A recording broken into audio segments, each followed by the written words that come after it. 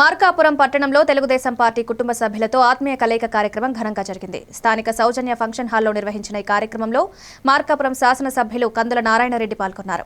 కనుమ పండుగ సందర్భంగా విచ్చేసిన ఆహుతులకు ప్రత్యేకంగా పసందైన వంటకాలతో విందు ఏర్పాటు చేశారు. ఈ కార్యక్రమానికి ముఖ్య అతిథిగా ఒంగోలు పార్లమెంట్ సభ్యులు శ్రీ మాగుంట శ్రీనివాస్ రెడ్డి హాజరయ్యారు.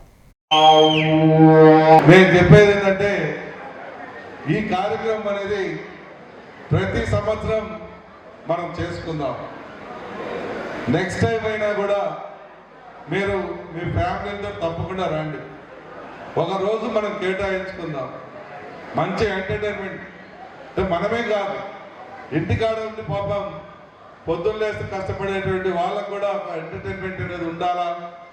వాళ్ళు కూడా హ్యాపీగా సంతోషంగా ఒక మంచి ఉత్సాహంతో ఉండాలని ఒక నిర్ణయం తీసుకొని ఈ రకమైనటువంటి కార్యక్రమాన్ని ఏర్పాటు చేశాం.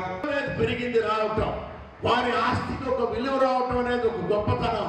రేపు వారు పండించబోయే పంటకు కూడా ఒక విలువ రావటం అనేది కూడా మరొక గొప్పతనం అని చెప్తున్నాను.